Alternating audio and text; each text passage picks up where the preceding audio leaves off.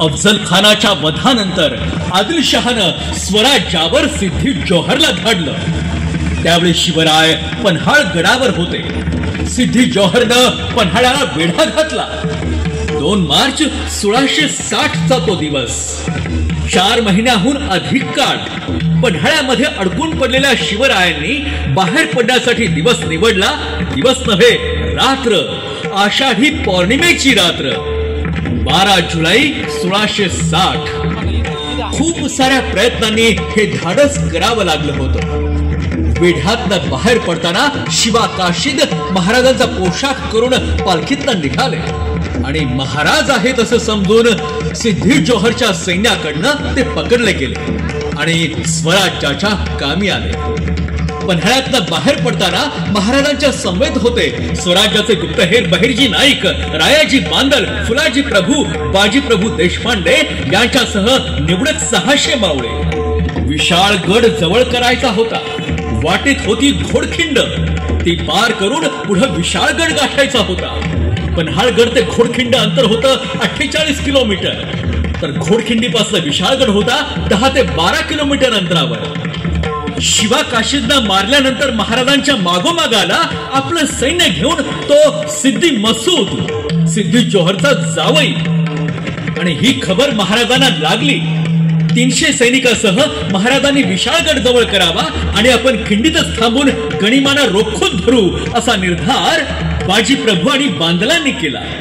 बाजी प्रभू आणि बांदल सैन्याला तिथं घोडखिंडीत सोडून विशाळगडाकडे निघण्यासाठी राजे तयार होत नव्हते। नाही बाजी, आम्ही तुम्हाला, फुलाजींना, रायजींना, आमच्या तमाम भावंडांना इथं सोडून जाणार नाही। काळजी नका करू राजे। नाही बाजी। राजे, माझ्या डोळ्या देखत मी तुमचं बरं वाईट झालेलं बघू शकणार नाही। राजे, लाख मेले तरी चालतील, लाखाचा पोशिंदा जगलाच पाहिजे। पण बाजी, झालं, जल्दी कर राजा, गनिम दिसायला लागलाय। जा राजे, जा जा राजे, चला जा राजे, विनंती करतोय, जा। आपल्या जीवाभावाच्या सवंगड्यांना सोडून जाण्याची राजांची इच्छाच नव्हती मुळे। येतो, जा राजे, पुढे वा राजे। विशाळगडावर पोहोचल्यावरती तोफांचे 5 बार द्या। तोपर्यंत या घोडखिंडीत अडकून ठेवतो गनिम। काय ते ठरलं आणि राजे निघाले।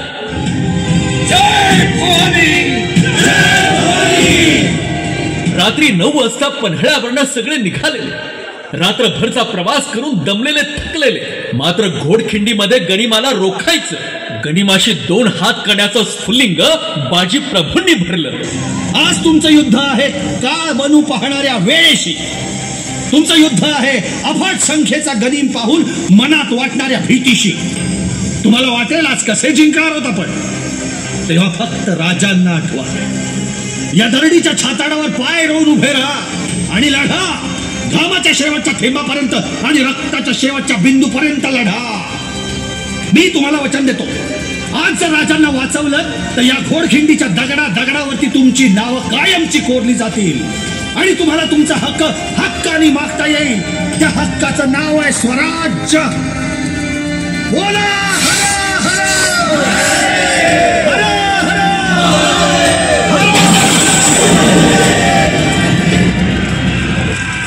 मागे आपले सहकारी आणि सगळ्यात पुढे बाजी प्रभू देशपांडे। अकेले खड़े हो, हट जाओ वरना कीमा बना देंगे। यलगार हो।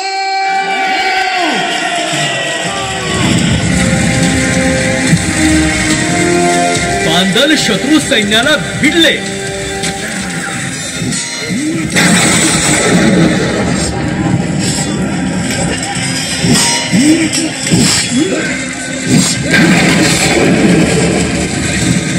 आपली सेना अवघी 300 जणांची, तर शत्रू अमाप। राजे विशाळ गडाकडे निघालेले। तिकडे जसवंतराव पालवणीकर व सूर्यराव सुर्वे आडवे आले। राजांनी त्यांचं पारिपत्य केलं आणि दुपारी 2च्या सुमारास राजे विशाळ गडावर पोहोचले।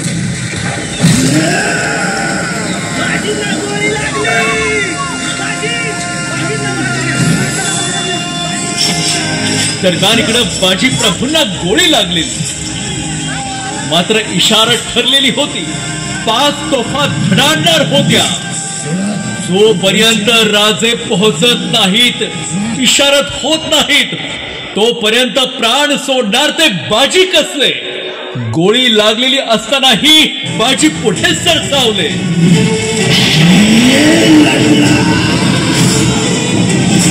बाजी द्वेषानं लढत होते. रक्तबंबाळ झालेले होते. अंगावर जखमा झालेल्या. तरीही दोन्ही हातात शमशेर घेऊन बाजी अव्याहतपणे लढत होते. रायाजी फुलाजी बरेचसे मावळे आपण गमावले होते. शत्रूला एक एक करून कापून काढत होते. बाजूला प्रचंड स्वामी निष्ठा ही झुंज थांबत नव्हती.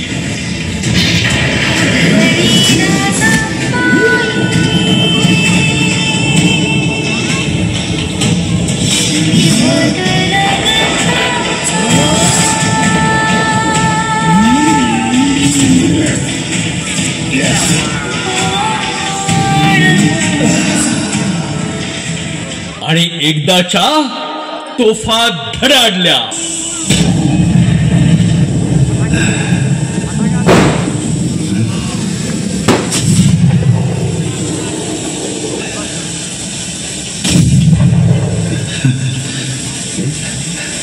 या वीर योद्ध्याचं शौर्य पाहून आज आसमंतही आसवत ढाळत होत.